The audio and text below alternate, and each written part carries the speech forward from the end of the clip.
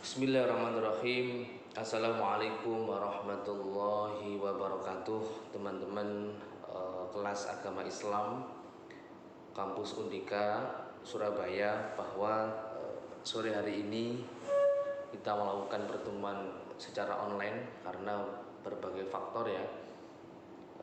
Jadi yang saya ingin sampaikan secara singkat bahwa ada 3 materi yang harus saya sampaikan jadi satu, yaitu mengenai materi etika dalam Islam, kemudian materi budaya akademik, kemudian materi etos kerja dalam Islam.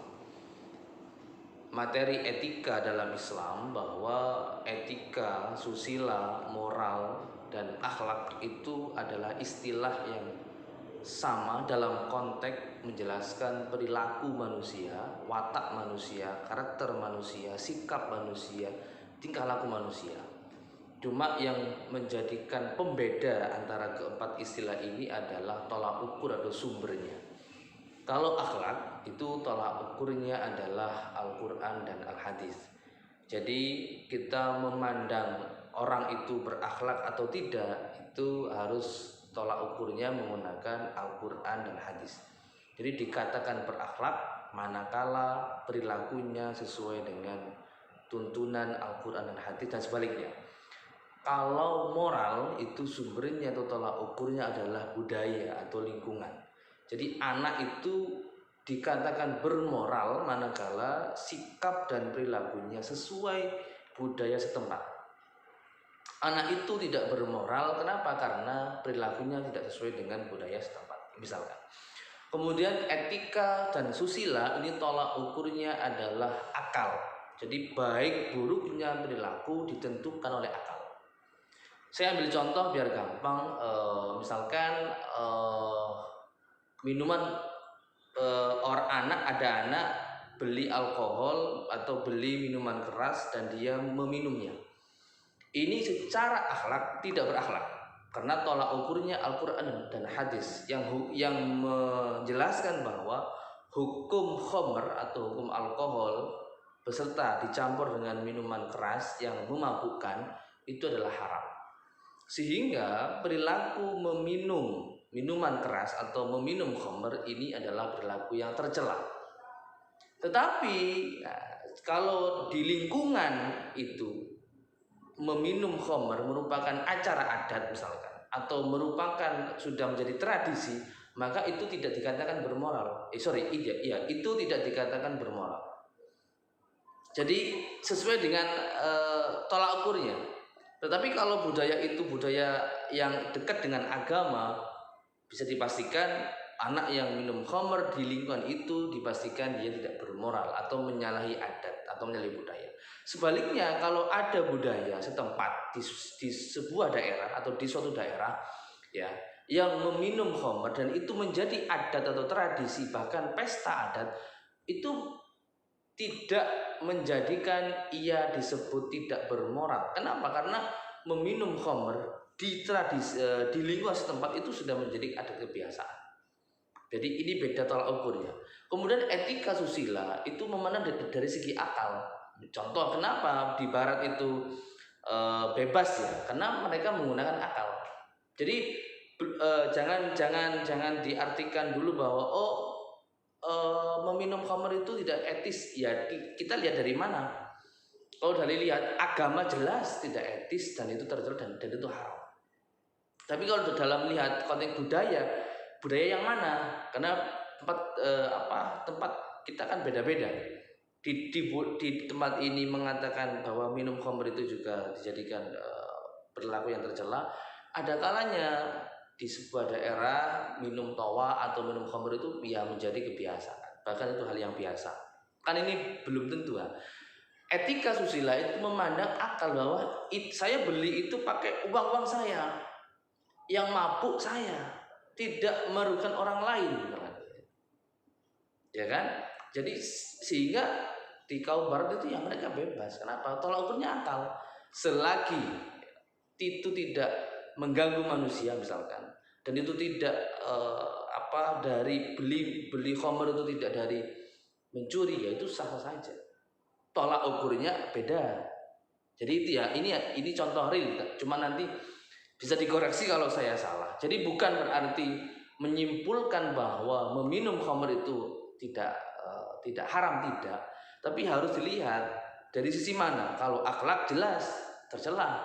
Tapi kalau moral jelas, ini moral di mana? Kalau moral dalam sudut pandang budaya, kita lihat budaya yang di daerah mana. Betul ya. Kalau etika susila ini memandang dari akal. Kenapa? Harus diperhatikan. Kaum barat itu kenapa? Memisah antara akal dan agama. Sehingga mereka kalau akalnya mengatakan itu nggak ada masalah, bebas. Tapi kalau di Islam kan akal harus tunduk pada peraturan agama. Ya, gitu ya. Ini adalah satu sisi etika, susila, moral dan akhlak adalah satu sisi menjelaskan mengenai perilaku dan watak. Sisi lain untuk membedakan keempat istilah ini adalah tolak ukurnya. Tetapi kalau dalam hal yang lain, misalkan moral, etika, susila dalam Islam, nah artinya berarti etika, moral, susila ini harus bersumber tunduk kepada Al-Quran dan hadis. Jadi dilihat dulu kalau dikasih judul etika, moral, susila dalam Islam, berarti ini semua tiga istilah ini harus diarahkan kepada Al-Quran. Tapi kalau ini berjalan masing-masing, karena ya berarti mereka tolak ukurnya beda-beda. Ada yang akhlak pakai Al-Quran, etika susila menggunakan akal, moral menggunakan budaya. Itu contoh real. Seperti gandengan tangan antara laki-laki dan perempuan, itu dalam akhlak Islam itu tidak Islami.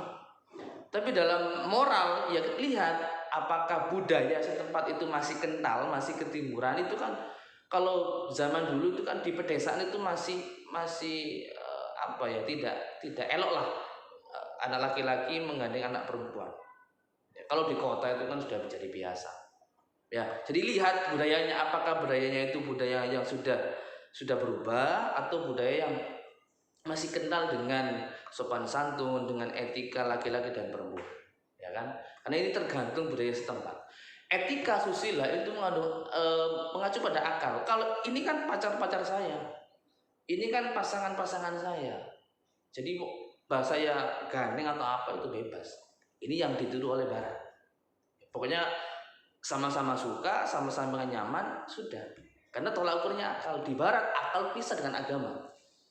Ya, tapi kalau kita arahkan kepada Islam berarti etika, moral, susila. Artinya berarti akal harus menyesuaikan dengan ajaran agama, budaya juga harus menyesuaikan dengan ajaran agama. Sehingga dalam Islam kan gini, budaya yang sesuai dengan Islam harus diambil, budaya yang tidak sesuai dengan Islam harus ditinggalkan atau harus diluruskan. Nah, kalau bisa. Akal juga gitu. Akal nggak boleh mendominasi wahyu. Wahyu harus menjadi nomor satu, baru akal. Kenapa? Ini yang akan menyebabkan manusia itu kebablasan. Gitu ya. Jadi itu yang untuk materi etika dalam Islam atau etika, moral, susila dan akhlak dalam Islam. Kemudian materi berikutnya adalah budaya akademik. Budaya itu adalah kebiasaan akademik itu mengenai pendidikan, pembelajaran, budaya berpikir, budaya ilmiah. Jadi budaya akademik di perguruan tinggi atau di lembaga pendidikan, perspektif Islam adalah bagaimana kebiasaan akademik di lingkungan pendidikan, di lingkungan lembaga pendidikan itu bisa diterapkan dengan baik oleh mahasiswa. Contoh paling kecil adalah mengerjakan tugas dengan baik dan tepat waktu. Ini contoh budaya akademik, kebiasaan bagus dalam menelaah soal, menjawab soal, mengumpulkan soal. Yang kedua, aktif kuliah. Ya kan, ini kan budaya akademik yang setiap hari kita ada jam-jam pelajaran. Aktif kuliah, aktif mengikuti pelajaran merupakan bentuk menghidupkan budaya akademik di perguruan tinggi atau di sekolah. Kedua, mengadakan kegiatan ilmiah, workshop, seminar, debat, diskusi, kajian-kajian ringan dan sebagainya. Kemudian melakukan penelitian, eksperimen, observasi, yang itu untuk menemukan konsep baru, ilmu baru, temuan baru, produk baru atau mengadakan pameran produk. Ya, sesuai dengan kampus kita kan sering mengadakan produk-produk yang dipamerkan, yaitu yang berbasis seni, gambar, desain maupun yang lain. Jadi itu merupakan karya-karya ilmiah atau karya-karya seni dan sebagainya yang itu harus dipublikasikan dengan berbagai bentuk. Itu merupakan wujud dari hidupnya budaya akademik kampus. Jadi kampus itu memang harus ada ciri khasnya. Karena yaitu tadi untuk membedakan antara ini kampus dengan pabrik, gitu loh. Ini kampus dan ini pabrik itu beda. Kalau kampus tidak hanya mahasiswa itu disuruh untuk masuk, duduk manis, kemudian menyimak, tidak berhenti di situ gitu loh. Tapi ada tugas, ada melakukan penelitian, observasi, kajian-kajian, seminar, itu dan itu diarahkan untuk kebermanfaatan sehingga bermanfaat untuk orang lain. Nah, ini mulai masuk agamanya Islam. Jadi mulai masuk konsep agama. Jadi bagaimana produk kita, ilmu kita, karya kita itu bermanfaat untuk orang lain meskipun itu simpel atau meskipun itu sederhana. Gitu ya. Jadi budaya akademik itu adalah upaya membangun suasana ilmiah, suasana intelektual di lingkungan kampus. Yang terakhir misalkan menghidupkan perpustakaan dengan sering mengunjungi, sering meminjam, sering membaca atau sering melakukan kajian atau mengerjakan tugas di perpus. Jangan sampai perpus itu menjadi tempat mati. Ada tapi mati. Itu kan tugas Anda Mas, untuk menghidupkan perpus Anda yang bagus ya, yang bagus, yang mewah, yang lengkap itu Anda jadikan sumber belajar. Jadi itu harus diperhatikan bahwa budaya akademik dalam Islam itu adalah upaya menghidupkan nalar kritis kita untuk bagaimana terus berinovasi, berkreasi. Tujuannya apa? Kalau dalam bahasa Arab anfa'uhum linnas, kan gitu. Kalau dalam bahasa Arab atau dalam bahasa hadisnya adalah anfa'uhum linnas. Jadi untuk kebermanfaatan manusia. Itu harus kita gaungkan. Jadi pinter kita, kecerdasan kita itu tidak kita nikmati sendiri, tapi kita berikan itu kepada orang lain sebagai sisi positifnya. Yang tema terakhir adalah etos kerja. Teman-teman, etos kerja, etos itu artinya semangat, bisa atau motivasi. Jadi kalian nanti akan menemukan atau akan merasakan masa-masa di mana kalian akan berjibaku dalam dunia kerja. Sehingga Anda kerja dimanapun, jadi apapun, wajib memiliki etos kerja. Itu konsep Islam. Semangat, disiplin, profesional dan sebagainya itu adalah konsep Islam yang kadangkala itu tidak kita gunakan. Itu kan. Jadi misalkan disiplin, misalkan cerdas memanajemen waktu, itu kan sering digunakan oleh kaum barat sehingga mereka maju. Nah, kita yang umat Islam itu kadangkala nggak begitu memperhatikan masalah waktu, masalah manajemen, masalah profesional dan sebagainya. Nah, ini kan mau saya etos kerja itu adalah miliknya Islam. Nah, kita sebagai umat Islam ya harus menggunakan itu, mempraktekkan itu agar menjadi manusia yang baik. Dan Anda dimanapun, pindah kerja dimanapun, ditempatkan dimanapun, ya memang harus punya etos kerja yang tinggi. Nah itu Pak, bagaimana caranya? Satu, harus mencintai pekerjaan itu, apapun bentuknya. Dan apapun profesinya dan apapun tempatnya. Kalau kita mencintainya, mencintai pekerjaan itu, kita melakukannya dengan bagus, dengan hati yang ridho, ini dalam Islam, maka nanti Allah itu akan menata yang lebih baik. Kalau kita tidak mau mensyukuri yang kecil, mana mungkin Allah nanti memberikan yang besar. Jadi nanti kalian itu jangan langsung berharap menjadi pimpinan atau menjadi direktur lah. Ya kita pertama pasti menjadi OB lah. Misalkan ya OB, kemudian menjadi staf, kemudian menjadi bagian, kepala bagian, kemudian menjadi manajer dan sebagainya. Itu semua proses. Artinya proses-proses yang ada dari bawah sampai atas itu nikmati dengan hati yang ridho, itu nanti Allah akan menata. Itu ya. Jadi Anda itu harus punya etos kerja yang tinggi kalau mau, dalam bahasa itu kalau mau naik derajat. Ya, kalau kita tidak punya etos kerja tinggi ya, saya jamin Anda ya tidak akan bertahan lama lah ya kerja di manapun. Karena tempat kerja apalagi sekarang zamannya persaingan, kalau kerja nggak sungguh-sungguh ya akan dipecat atau diberhentikan. Nah kalau kita tarik dalam etos kerja dalam dunia mahasiswa adalah bagaimana Anda itu senantiasa memiliki motivasi untuk belajar. Motivasi untuk belajar, untuk mengerjakan tugas. Jadi motivasi Anda itu harus ada. Karena Anda pelajar. Anda ini penimba ilmu. Bukan orang pengangguran, bukan orang yang tidak tahu arah, bukan orang yang nggak punya masa depan. Anda ini calon-calon pemimpin, calon-calon penerus bangsa, kan harus punya motivasi yang bagus. Agar apa? Agar perjalanan Anda itu sampai finish, yaitu perjalanan untuk menuntut ilmu sampai finish, sampai selesai. Simbolnya adalah wisuda, ijazah itu.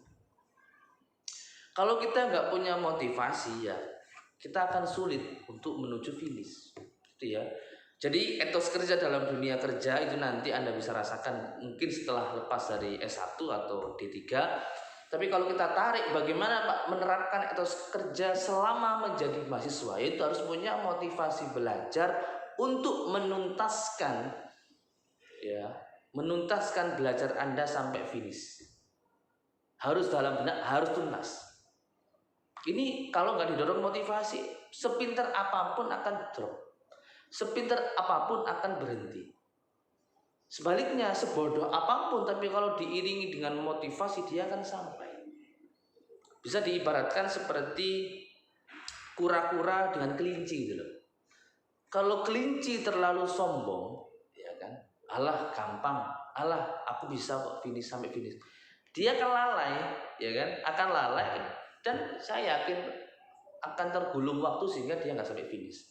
Tapi kalau kura-kura meskipun jalannya lambat, tapi dia punya motivasi untuk sampai ke finish, dia akan nutup sampai finish. Itu bisa kita jadikan filosofi hidup. Bahwa sepinter apapun, secerdas apapun, tapi kalau dia tidak bisa memanfaatkan waktu dengan baik, tidak punya gairah motivasi yang baik, dia nggak akan sampai finish. Sebodoh apapun, secupu apapun, kalau dia yakin punya motivasi dia akan sampai ke finish, dia akan sampai ke finish. Itu Anda bisa dibayangkan atau bisa dibandingkan ya dengan di film-film saat kura-kura dengan kelinci itu lomba berlari ya. Jadi itu ya. Jadi yang sombong jangan jumawa, yang bodoh jangan putus asa. Sekian dari saya, semoga bermanfaat. Wassalamualaikum warahmatullahi wabarakatuh.